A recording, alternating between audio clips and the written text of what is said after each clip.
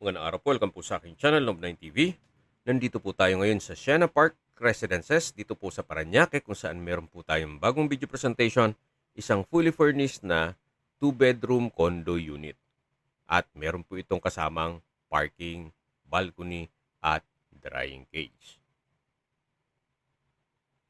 Ito po'y titulado, kaya wala po kayong maging problema sa documentation o sa transfer ng title.